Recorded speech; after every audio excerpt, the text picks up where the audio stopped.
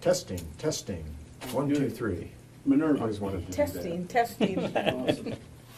He always wanted to do that. You guys are living out what he your said. dreams today. do that. We have a bucket list. Roses, I'm the thorn at this moment. All right, here, you do this. Oh, I can do it? Ooh. Yeah, right. do it real loud. Okay. What do I, now? Yep. I'm so nervous. All right.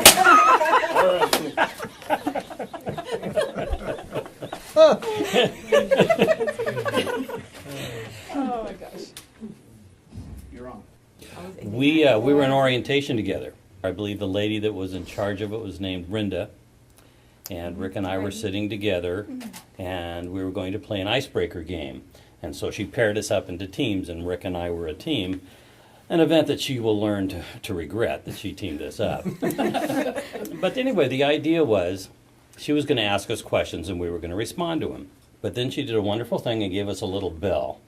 And this little bell allowed two grown men who sometimes act a little bit less than their chronological age to play with. So Brenda would ask a question. Halfway through, we would ring the bell. Or sometimes we would ring the bell before she answered the question, and sometimes at the end. Anyway, we were incorrigible. We had a great time, and we're laughing all the way through it. And I realized at that point that I was going to be working for a COO that was a lot of fun. So I'll add credibility to Alan's story. It wasn't Renda, it was me. Then I need to apologize. It's a little late. No, it was so fun. But imagine having your boss and your peer stare at you for 8 hours. And it's just a lot of fun, let me tell you.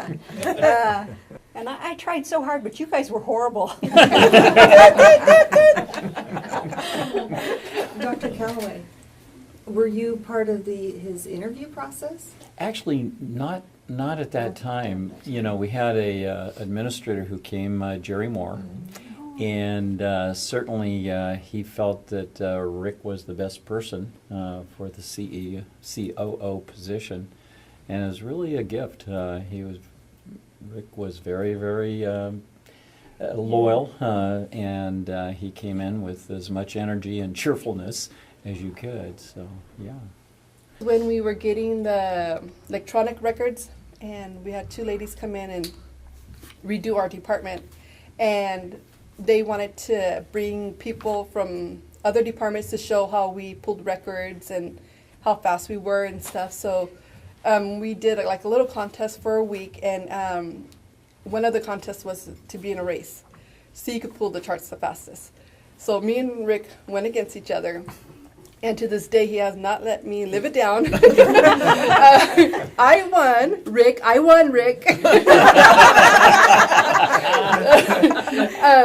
But he still says I was the slowest one. He calls me a slow poke. All my birthday cards have the slowest racer. I'm the fastest. Always has something to do with that. So, yeah, it was a lot of fun. Yeah. That's awesome. Our first trip with PCIS, he had to do data entry. We were having problems implementing the system, and Rick ended up working for Minerva doing data entry. Posting charges. Yeah. He did really good. Him and his wife worked with us for a while trying to get caught up. Yeah, and that same year I was the star of the year, and he had to come and get me out of the clinic to go out to the party because we had it in the parking lot. Right. So In the he tent. came to- in the In the tent tent. in the parking lot. in the tent in the parking lot. So he came and said, "You need to get out there." My biggest thing is he always wanted access to the system, wanted all security. Oh. Never knew how to work it and never asked, but he wanted the security.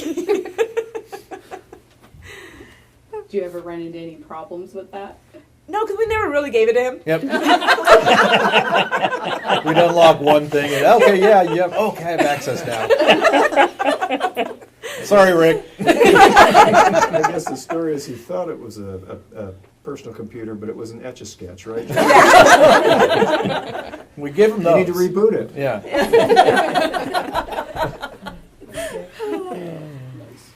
Yeah, Well. he does the birthday cards. But he told me this past year when I got my card, he said, I don't know half these people anymore. So he still goes out and gives out cards, but the names have changed and the faces are different, so. Did he remember you? Barely. Good. One I distinctly remember, and that's been years ago, is that every year we give out the turkeys. And for a year or two, Rick would be out there with this turkey hat on. Yeah. He was looking so goofy, but it was just perfect. It just hit me when you were talking about that. I think he's having a lot of fun. Rick eventually became CEO of Visalia Medical Clinic. Can anyone tell us about that time? Was he the first choice for the position? What the interviewing process was like? Did he bribe anybody with donuts? Yeah, I that's something I cannot forget. And I guess it, I don't want to be a downer here, but it was definitely our darkest hour, I think, for the history of the Visalia Medical Clinic, in that we had a rapid discharge of the administrator, and we needed to quickly find a CEO. And I think that at that time we were something like $2.3 million in the red. We didn't even have an opportunity to figure out how we were going to make payroll. And this was a very, very grim time. And we all recognized that Rick Strid was the very best person for the position. And I think we always thought of him as the perfect Boy Scout, trustworthy, loyal, almost brave, but just a very fantastic person to fill those shoes. And so we didn't go through a lot of interviews. We didn't go through a lot of time in doing selections. He'd been here, he'd been tested, and we knew that he could do the job, and he certainly delivered. What do you mean by almost brave? For 14 years, we continue to do this. We have meetings on Thursdays. I'm sure that Angel can confirm this. Year after year, month after month, week after week, we would have Panera sandwiches. And there was one time when Russ Desch stuck his neck out and he ordered different sandwiches. And what they were eggplant sandwiches. And so we're sitting there in the meeting just chowing down and, getting ready to go. And I look over and there's old Rick, and he's kind of picking at the food, and kind of looking around. And I said, Rick, what's the matter? He goes, man, I don't think I like eggplant sandwiches. And it was like, well, we don't have anything else, bud. And so he sat there for the entire meeting on an empty stomach. He never ate that sandwich, and none of us offered him any chips either. So I guess that's not being too brave. Nice. Was that during Angel's tenure or Lynn's? That was Might have been. And did Russ specifically ask for the eggplant sandwiches? They were Fugazi's grilled vegetable sandwiches or something. He wanted something different, so I ordered them. And Wow. yeah, Rick went out, I think, and got something afterwards. And he never let you do it again. Oh, that's fun. Oh yeah. Rick always had a manner that's called manage by wandering around. And his whole take on working with us and dealing with us was that give the people the tools they need to do their job, and then let them do their job. And then he'd wander the building, and he really wanted to address the problem before it was a problem. So he'd come and check on us, and it might be during the birthday card, it might be during on his way to a meeting, but if he saw you, he would check on you, and that was his way, so that the problems didn't get too big before they were addressed. But that's what he called it, managing by wandering around, right? Yeah, And he still does it. He'll stop at your office and ask you how you doing. Is everything okay? Do you need any help? He's always been that way. But he never got in your business. No. He let you do your job, which was great, unless the system was down. And then he was in the shop. Yeah. What's going on? When are we coming back up? But other than that, yeah, he just let you do your thing. And I really appreciated that about Rick. He never micromanaged anybody. So, And he used to let me come in his office and vent, and then after I was done, he would say, "You feel better?" Yeah, he would go back to work. So, yeah, he knew how to handle people. Still does. Yeah. I used to like when he'd have people in his office to talk and everything. His signal that I picked up on when it was almost over is when he'd start to pull up his socks. You were about done. You're done. Meeting's over. That's great. He did that, but I never picked up on that, though. I didn't know that was a signal. On the wrong side of the desk. Yeah. I think I have to say here that you all have this advantage over me that every one of you at least had a background and knew what you were doing when you started working with Rick. And I missed a meeting, and the next day they told me I was the medical director. True story. That's what happens. It did happen like that, yeah. And I remember saying, which never impresses Rick that much, but sometimes you just have to say it or you do it. And so let me think about it. And the next day, I talked to him a little bit, and I agreed I would give it a shot so long as he would help me. Because I was tucked away in Lindsay, and in Lindsay, basically, I was in a two-man group, and I let the other guy do all the management. Thanks, Larry. So you really were taking a raw piece of clay there, Rick, and trying to mold me into a medical executive and a medical director and all that stuff. So I really appreciated the one-on-one time and the personal involvement and investment he made in me. And I'm pretty sure I'm going to go back to my wayward ways as soon as you're gone. So Woke up one night at 2:30 and my wife had stopped breathing, and we had the emergency people in, and we had the cardio inversion and the adrenaline and all of that stuff. And she was admitted to Kuya Delta and put into a coma for 5 days. All of that, but you need to know it's fine. She's doing great. But I called work that morning and told someone to call administration, and within an hour, Rick was in the hospital with me. The next morning, he called me and says, "Where are you? Why aren't you at the hospital?" Well, I got home to take a shower, but he was there every morning. Spend some time talking to me, see how I was doing, put his arm around me, said a little prayer, and he took off and went back to work. But Rick, I appreciate that probably more than you'll ever know. Thanks. And I can relate to that. I don't know what year it was. I had some heart problems, and I ended up in the hospital. And I was in ICU, and Rick went to go visit me. My mom told him what had happened and where I was at, and Rick was there. He went to go visit me. And even if he couldn't be there with me with my dad in San Francisco, he would call me every day to see how my dad was doing, if there was anything that I needed that he could help with and stuff. So he's always been there when we needed him, especially when it comes to family, any kind of illnesses, a death in the family or anything like that. He's always there to comfort us.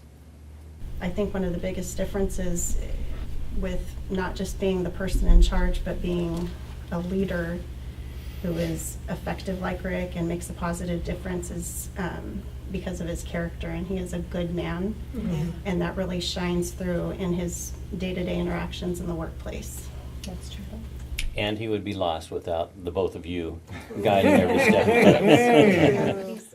We just appreciate him, all his hard work, everything he's done for us. Yeah. I mean, for being there for us. It's dedication. We're going to miss him, Yeah. especially at Christmas time. He always takes the admin team to his house. They cook for us, we play games, he gives gifts, so he appreciates all his team that helps him. I mean, I know he appreciates everybody in the clinic, but that's special for me that he does that for us. And he comes up with the best games. Games, I know. He really does. And everybody's competitive. Win. Yeah, Lynn would always win. We missed you, Lynn. No, now we have a chance to win. I think I want to congratulate him on a fantastic career, and he's earned this. And we will miss him, but at the same time, he's earned this. So it's hard to to think otherwise, I guess, to be selfish and want him to stay longer. It's bittersweet. Yes. Just to enjoy his life, enjoy his retirement. I mean, do things he's not been able to do. Just go out there and have fun now. New chapter. And thank him for all that he's done for all of us. Yeah. Yeah. I want to thank him for being my mentor, and I do want him to continue to keep me involved in the loop when he starts his consulting business. Rick, congratulations. Enjoy your entire retirement. Enjoy your wife, and special times now that you have a little less on your plate, I hope. Enjoy your grandchildren, your children. Just congratulations, and thank you for all the wonderful work that you've done for Visalia Medical Clinic. Rick, just wanted to say it's been a real pleasure and honor working with you over these last 20 years.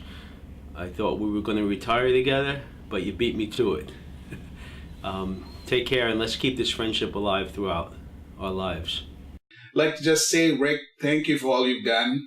You have been wonderful for the organization. We are going to miss you a bunch, and we hope you will have a wonderful and long enjoyed retirement life. So, Rick, you were approachable, my friend, and really miss you. I miss working with you, and there are other stories out there, but suffice it to say, it was an honor working with you, and we worked. I think Rick and Alan came on the same day, and I think they came in a couple of years behind me.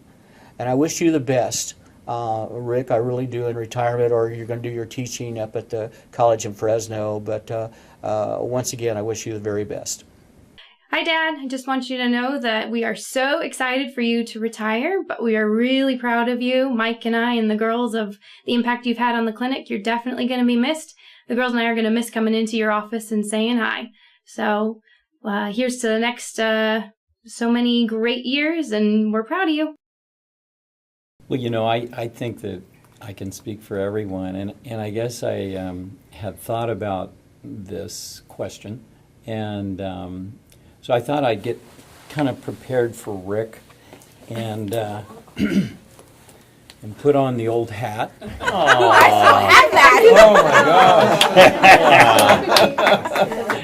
gosh! And I'd like to say on behalf of all the physicians and the providers and the KDMF employees, old VMC employees, that we appreciate so much over the years, and you've heard everyone talking about their experiences, and this goes way beyond this room, that everybody who've been touched by Rick has always had the ability to be the kind of a person that makes me a better person. And I think for all of us, we can say that. He really is a genuinely beautiful person. And Rick, we love you for that. We want to thank you for everything that you've done, your career here and outside. And we salute you. And yet I'm going to twist your brain a little bit, and I'll take you back to 1972, and I want you to remember the words of Lou Reed. And as you approach retirement, why don't you try and take a walk on the wild side? And what I mean with that is that take a little time to try and taste that sandwich. You might really like it. We love it. That's perfect.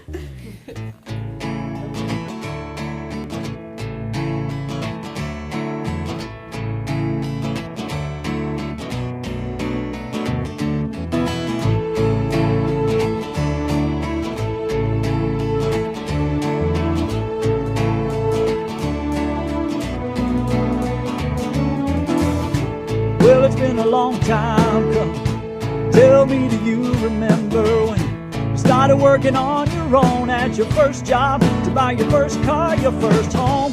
So many years have passed, but all the memories always last and last. Now it's time to relax, so retire and have a blast.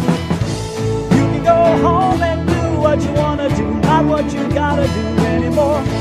No more getting around just so you can make it through what another work day has in store. You can lay around all day eating homemade pot rolls and apple pie, yeah. You can go home and do what you wanna do, not what you gotta do anymore.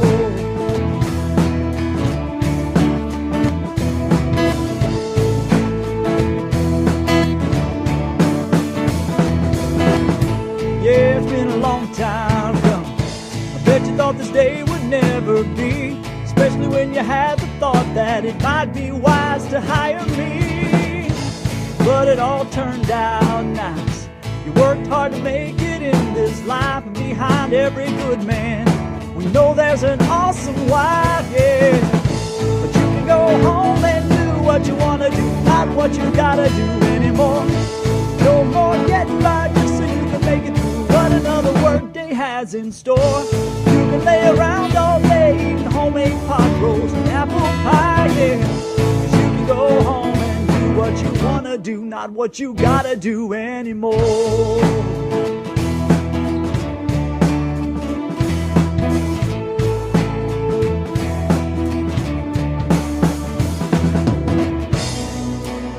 So many friends you made along the way, just too many to discuss. And all the lives that you've made better to this day, you ought to know that includes us. But now you can go home and do what you wanna do, not what you gotta do, yeah, to make it through the workday. Go lay around, eat homemade pot roast and apple pie. Go home, do what you wanna do, not what you gotta do.